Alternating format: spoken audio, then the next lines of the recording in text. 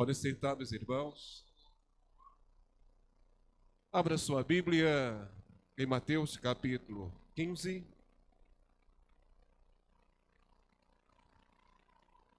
Bom é louvar o Senhor. Amém? Glória a Deus.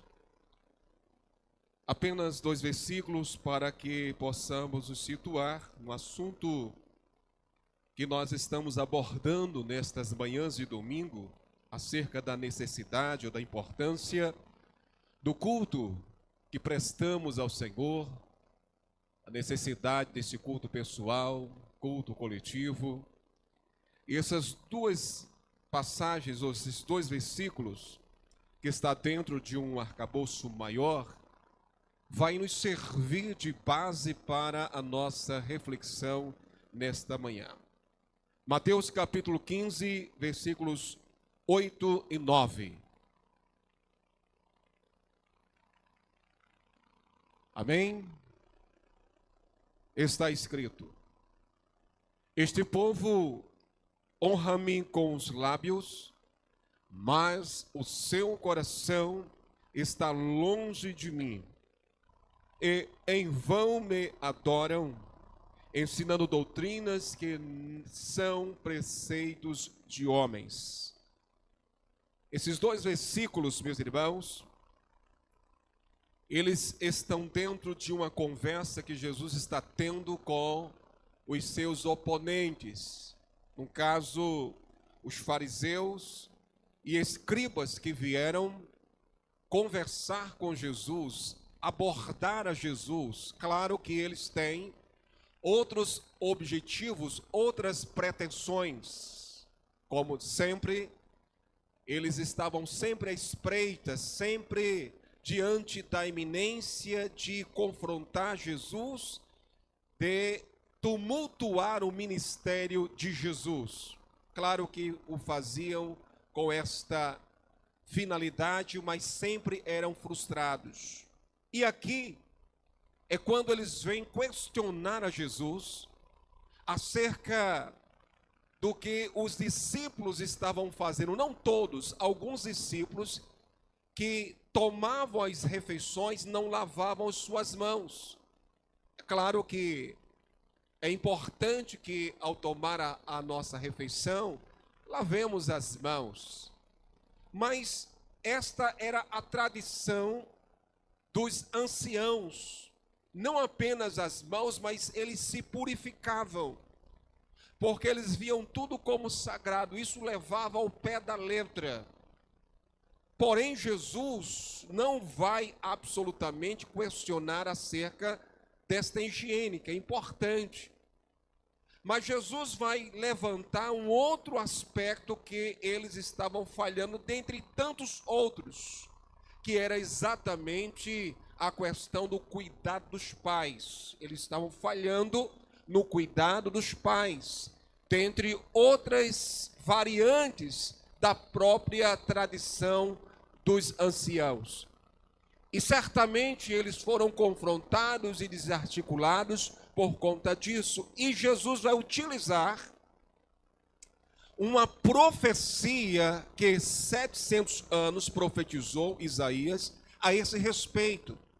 Lá no capítulo 29, versículo 3 de Isaías, Jesus vai citar esses 2 versículos. É uma síntese daquilo que o profeta Isaías profetizou acerca desta questão da falta de zelo pelas coisas mais sublimes, o relaxamento. Então, esses escribas e fariseus, eles se engasgavam com o mosquito e não tinham nenhuma dificuldade em engolir um boi. Tem pessoas assim, não é? Que se engasgam com o mosquito, mas engolem um boi tranquilamente. É mais ou menos por aí, para termos um entendimento maior, o porquê Jesus está citando esta passagem do profeta Isaías no capítulo 29, versículo 13. Quando diz assim: Este povo honra-me com os lábios, mas o seu coração está longe de mim.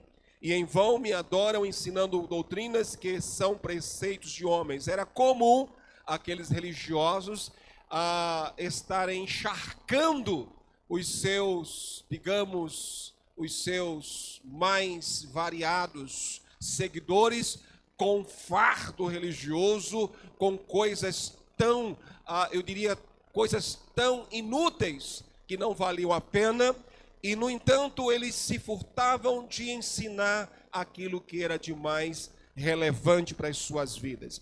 Daí, nós entendemos, meus irmãos, que esse texto, ele está dentro de um contexto muito interessante, aplicado, inclusive, à realidade do culto, do qual nós estamos tratando nestas manhãs. Primeiramente, entendendo melhor o texto, o povo estava honrando ao Senhor apenas com os lábios. Palavras que não vinham do coração. Palavras simplesmente sem nexo, sem profundidade, sem propósito. Estavam honrando a Deus apenas teoricamente. A prática estava longe, a fundamentação estava longe, o propósito principal estava longe. Então aquele povo estava honrando o Senhor apenas perifericamente, no raso, sem levar em consideração a profundidade, a necessidade de algo mais significativo para as suas vidas.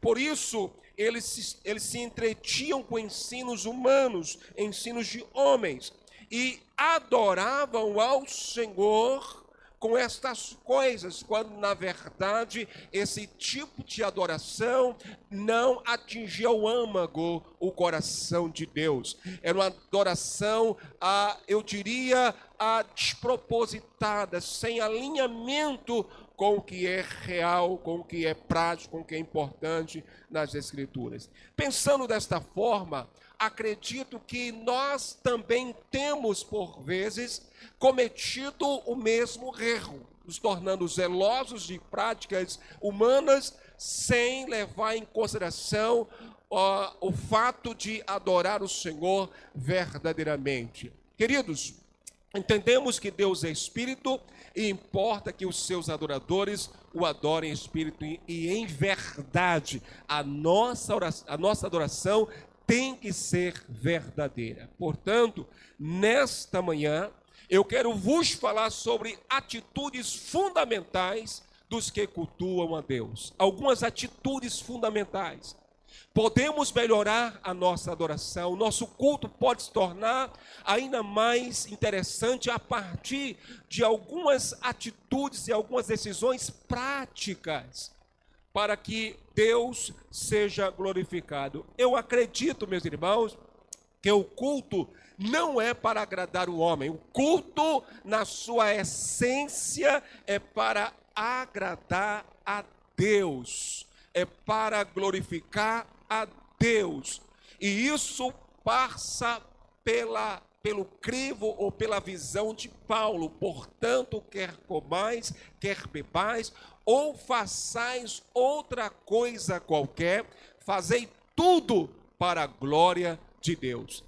Portanto, essa passagem do profeta Isaías, que Jesus traz à tona nesse contexto, é para nos alertar acerca da nossa visão quanto à adoração que devemos prestar ao Senhor. Algumas atitudes. A primeira atitude que pode melhorar a nossa adoração, o nosso culto a Deus é a seguinte. Primeiro, ao sair de casa, saia com a motivação certa. É a primeira coisa. Ao sair de casa, saia com a motivação certa. E qual é a motivação certa? Nós entendemos que nós viemos a este lugar para prestar culto ao Senhor. Não foi para assistir culto. Não foi para sermos espectadores de uma programação. Quando a gente, ou quando saímos da nossa casa, nós temos que ter em mente que vamos à casa do Senhor para prestar o nosso culto, o meu culto ao Senhor. É claro que ali, acolá, onde nós estivermos, estamos prestando culto ao Senhor. Porém, quando estamos na casa do Senhor, nós marchamos até a casa do Senhor, devemos sair da nossa casa com a motivação certa. Vou prestar o meu culto ao Senhor. Eu não vou simplesmente estrear um look novo. Vou mostrar o meu look. Eu vou mostrar maquiagem. Vou mostrar roupa nova. Eu vou ver os irmãos. Eu vou ver isto. Vou ver... Irmãos, a nossa primazia deve ser esta: de prestar o nosso culto ao Senhor. Nós viemos adorar ao Senhor, prestar esse culto ao Senhor, um culto racional, um culto desprovido de vaidade, mas um culto onde nós despojamos de nós mesmos e nos ofertamos ao Senhor plenamente.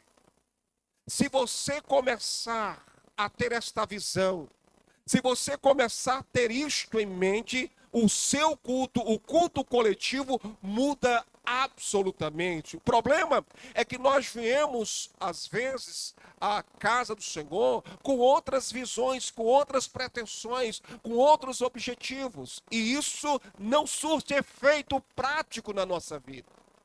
O culto começa quando eu saio da minha casa, sem me importar com quem vai pregar, com quem vai louvar, com a programação que eu sei como a liturgia, como ela se processa. Eu vim prestar o meu culto ao Senhor.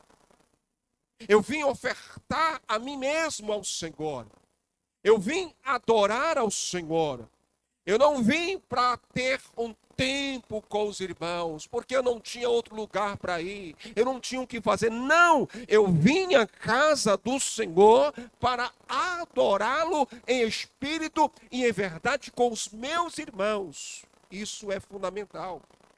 O nosso culto muda. A programação se torna mais interessante a partir da minha visão, a partir do meu olhar, a partir da minha disposição. Isso é imprescindível. Quando nós abrimos mão de outra visão, de outros entretenimentos, ali eu vim para cultuar o meu Senhor.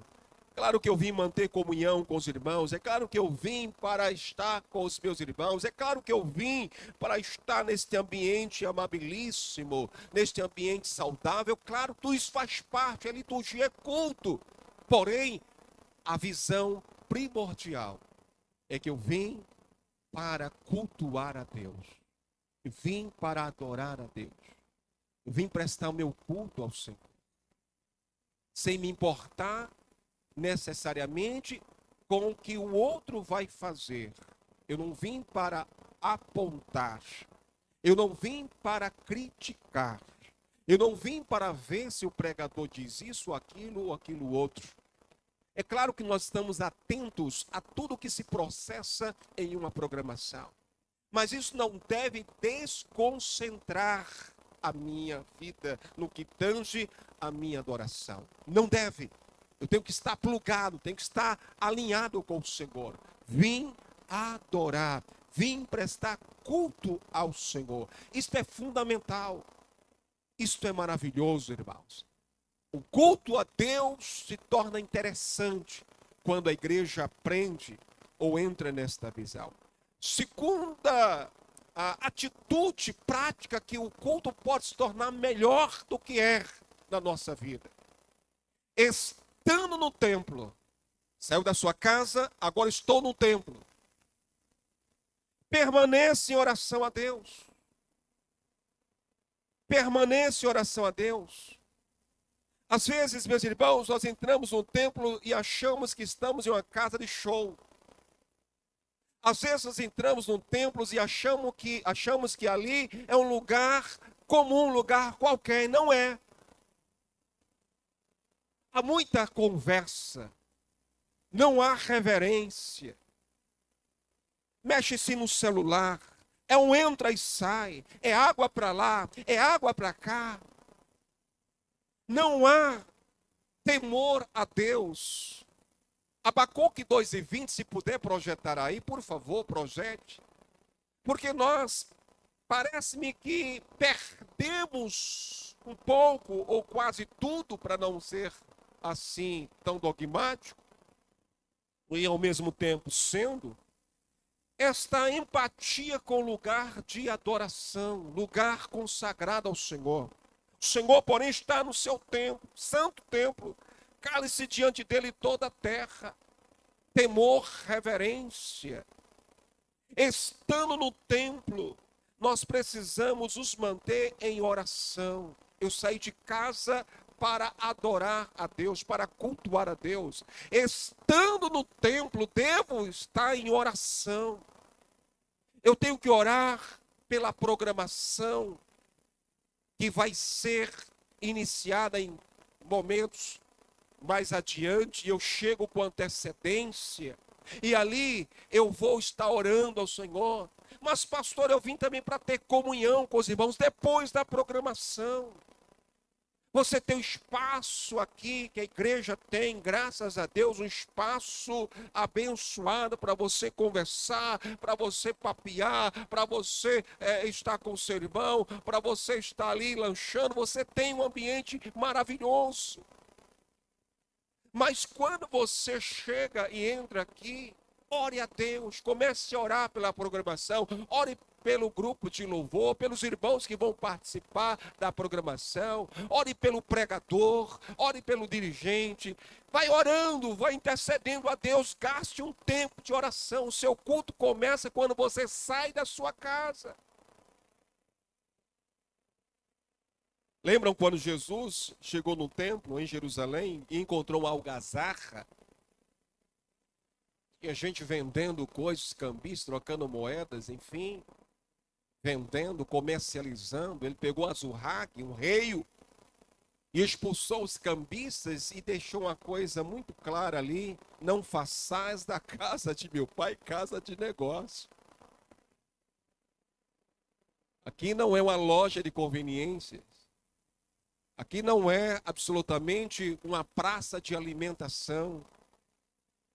Aqui é um lugar separado para cultuar, para adorar o Senhor. Então, se você tem que conversar, converse, mas converse muito, mas com Deus. Converse em oração. Isso tem perdido um pouco, meus irmãos, ao longo da história da igreja. A igreja do pós-modernismo se esqueceu disso, tem se esquecido disso.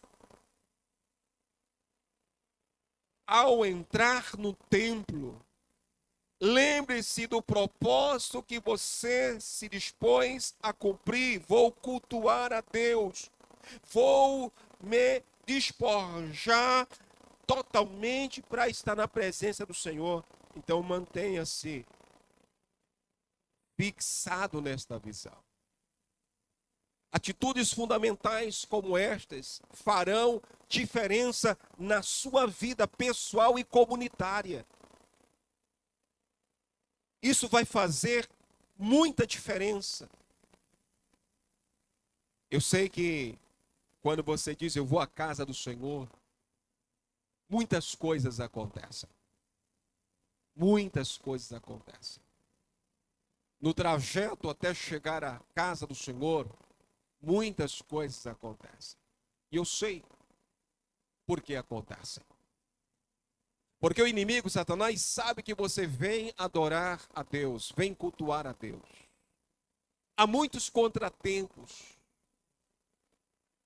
que acontecem desde o momento que você se propõe a vir à casa do Senhor. Terceira atitude que pode e vai melhorar o seu culto a Deus, pessoal e coletivo. Ao louvar a Deus, reflita o que se canta durante o culto. Reflita. É importante que você, ao cantar, ao louvar a Deus, as letras, elas são verdadeiras pérolas que são lançadas para que o nosso coração seja preparado, fertilizado, para que quando a palavra de Deus for ministrada, esta boa semente, ela germine. Agora, Escute-me uma coisa. Quando você está louvando a Deus, você está pensando, repensando as palavras e as expressões que você está ofertando a Deus. Por exemplo, há uma canção que eu gosto por demais, Santo para Sempre. Por favor, dá para colocar, dá para projetar só a letra, nós não vamos cantar, só a letra. Nós poderíamos citar o próprio hino do cantor cristão que nós acabamos de cantar aqui, Seguro Estou, olha só. Não tenho temor do mal, sim guardado pela fé em meu Jesus. Olha, eu recear não posso do malfeitor. Você sabe o que é isso? São pérolas que vão consolar, que vão motivar, que vão dinamizar o seu coração. A sua fé, ela vai explodir. Seguro eu estou. Olha só, quem dá essa segurança? Jesus. Não tenho temor do mal, sim guardado pela fé em meu Jesus. Agora, só coloque a letra dessa canção que os irmãos cantam aqui. Vai para o coro. Santo para sempre. Só vai para dentro. Teu nome é mais alto. Teu nome é maior. É o maior. Teu nome é sobre todos. Vai lá. Os tronos e domínios, governos e poderes. Teu nome é sobre todos. E os anjos clamam: Santo, toda a criação, Santo, exaltado és, Santo, Santo para sempre. Olha. Quando você diz Santo, Santo, Santo, Deus onipotente, cedo de manhã cantam.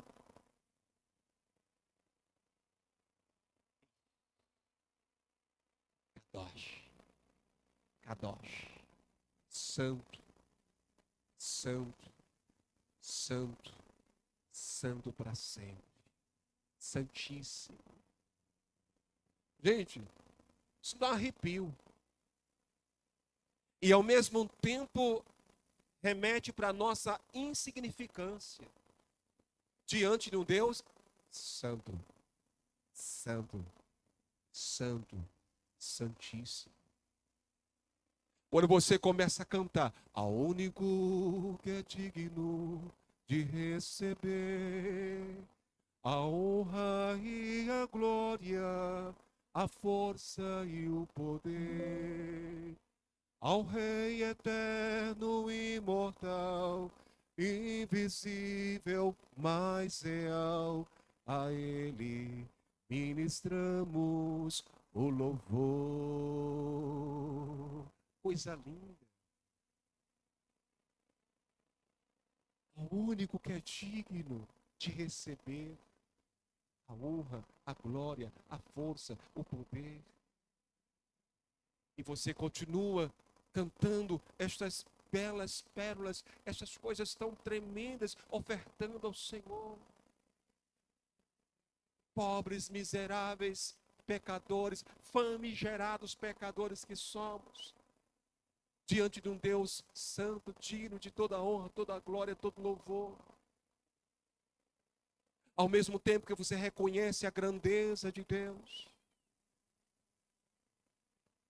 você reconhece a tua insignificância, a nossa insignificância. Ao louvar o Senhor, reflita naquilo que você está cantando. Há uma metáfora que a gente canta aqui. Abra os olhos do meu coração. Hoje no sermão vamos citar esse cântico. Abra os olhos do meu coração. O coração não tem olhos, mas são olhos espirituais.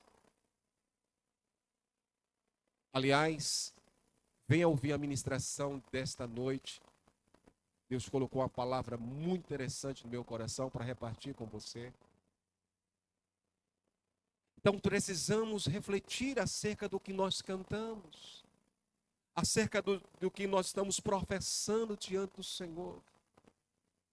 cantamos, às vezes, mecanicamente a palavra de Deus, sem refletir as palavras e expressões. Aqui, o texto que nós lemos, alinha-se perfeitamente, esse pôr me honra só com os lábios. O seu coração está longe de mim, só de lábios. Entendemos, meus irmãos?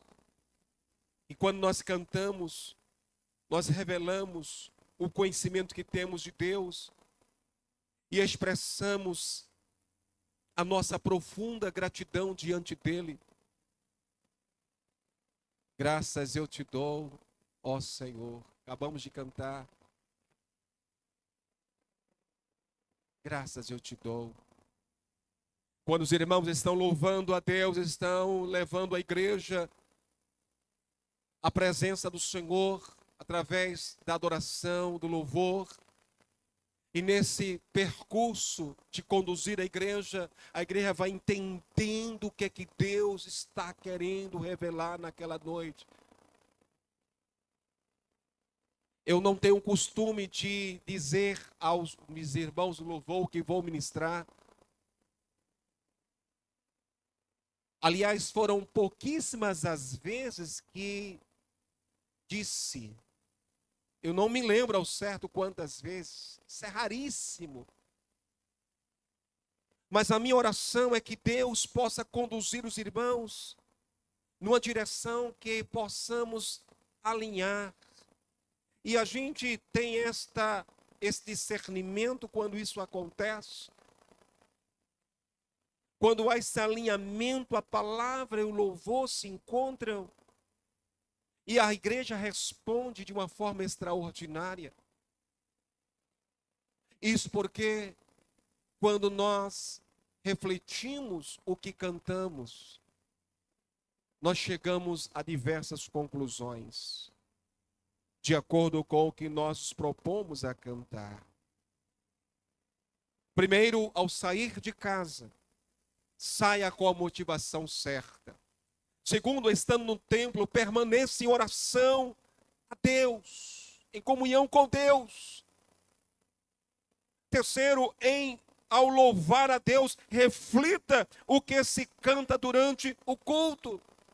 Não perca a oportunidade. Quarto, ao ouvir a palavra de Deus, preste atenção à ministração durante o culto. Desligue o celular. Eu sei que no celular você tem a Bíblia. Alguém pode dizer, eu tenho um celular para ler a Bíblia. Mas, minha gente, vamos voltar a usar a Bíblia. Nós temos os monitores que ajudam. Então, desliga o celular. São 2 horas apenas. Ninguém morre em 2 horas. Se morrer, não enterra no mesmo dia. São 2 horas. Se desligue de tudo e de todos. Se ligue no céu. 2 horas apenas. Tem gente que sai para a balada, passa a noite todinha. Dança. Toma.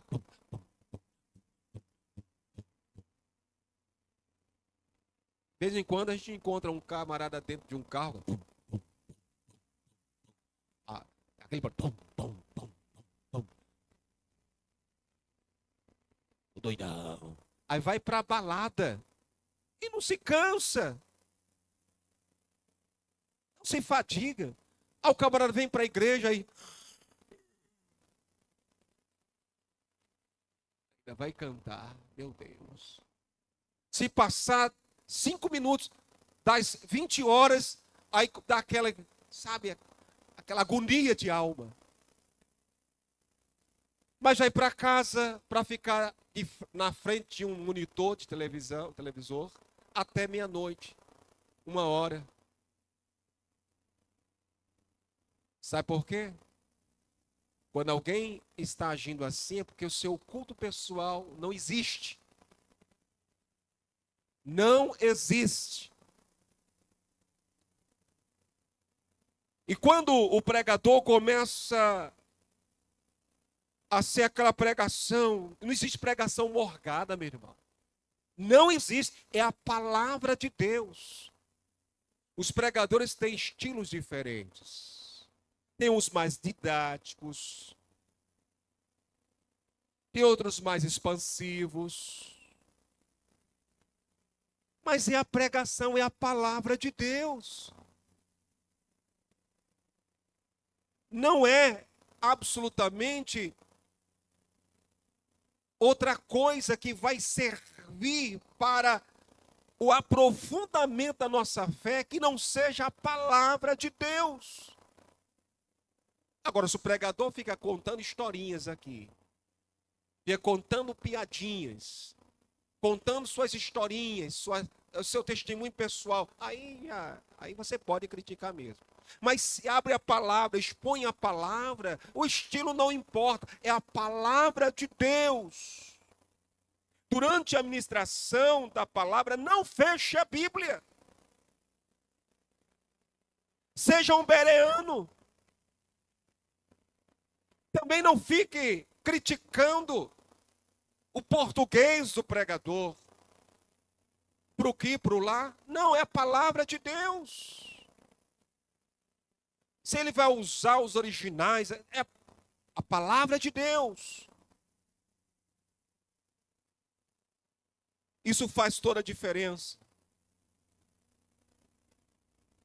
Outro dia alguém disse, pastor,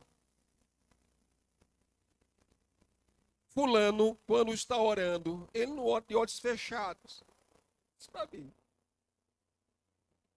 Eu olhei para ele e disse, agora não são mais um, é dois, são dois.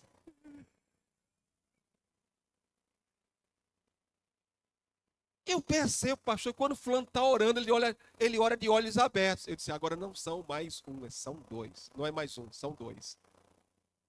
E você é o segundo que olha também. Fica olhando o movimento. Preste atenção no que se está pregando. Desliga o celular. Eu trago, às vezes, o celular para a igreja, mas eu deixo lá no carro. Eu deixo lá no carro. Eu não preciso dele. Deixe lá. Depois você volta a ligar, vai buscar. Tem gente olhando no estacionamento, ninguém vai arrombar seu carro para tirar seu celular. O pessoal da mídia usa celular aqui, porque estão trabalhando. Ok? Esses podem utilizar. Mas é desnecessário. Os nossos filhos não têm necessidade de criança estar com o celular durante o culto. Não tem. Já tem celular em casa. Aí vem para a igreja, ainda traz celular, não tem necessidade. Vamos criar uma cultura para os nossos filhos, olha. Na igreja não. Lá não. E aí fica o desafio para os pais. Não há necessidade para isso. Mas às vezes as crianças aprendem com os adultos. Porque é viciante mesmo. É viciante. Então, quando o pregador manda abrir a palavra, se for ler a palavra, acompanhe. Além disso, a ajuda do pessoal lá da equipe do Data Show, auxiliando-nos aqui com as passagens bíblicas. Mas a Bíblia é fundamental você folhear, você averiguar. Isso é importante. Primeiro, ao sair de casa, saia com a motivação certa. Estando no templo, permaneça em. Ao louvar a Deus, reflita o que se canta durante o culto. Quarto, ao ouvir a palavra de Deus, a fé vem pelo ouvir. E ouvir a pregação da palavra. Não é escutar, que entra aqui e sai aqui, olha. Isso aqui é escutar. Ouvir é entrar por aqui e descer para aqui, olha. No coração. Isso é ouvir. Vai gerar fé. vai gerar consistência espiritual, profundidade espiritual. Mas se entra aqui e sai aqui, isso é escutar. A Bíblia fala de ouvir. A fé vem pelo ouvir. Ao ouvir a palavra de Deus, preste atenção à administração durante o culto. Quinto e último. Ao voltar para a sua casa, pratique o que ouviu durante o culto. Pratique o que você ouviu durante o culto. John Stott, gosto muito de John Stott. Ele explica: o culto racional não é para ser prestado nas cortes do templo ou no edifício da igreja, mas sim na vida do lar e no mercado de trabalho. Pratique a palavra de Deus. Ao voltar para casa, você tem que praticar o que ouviu. Porque senão, o culto não é culto. Você veio para o entretenimento. Você veio para uma aglomeração. Você veio para uma reunião qualquer. E culto não é isto. Culto é aprendizagem. Culto é ensino. Culto é aperfeiçoamento de vida. Por isso que às vezes dói algumas expressões dos pregadores ou de quem está aqui. Às vezes, para mim era para fulano. Não é para você mesmo. Você já viu aquele culto que você pensa, meu Deus, queria tanto que fulano estivesse aqui para ouvir essa palavra. Não, Deus está falando com você, para você. Você vai poder reproduzir, mas sobretudo demonstrar. Ao voltar para casa, pratique o que você ouviu durante o culto. Pois está escrito assim, olha. Eu ia pedir para você colocar, viu, Marliette? Ia pedir, Tiago 1:22. Está aqui no script. Vamos ler juntos? Tornai-vos, pois, praticantes da... E não somente quando alguém ouve a palavra e não pratica o que ouve, ele está fazendo o que, irmãos? Está aí. Auto-engano. Não está enganando os outros.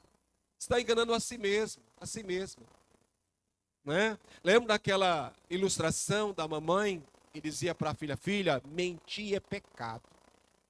Fofocar, então, cuidado. Fuja dos fofoqueiros.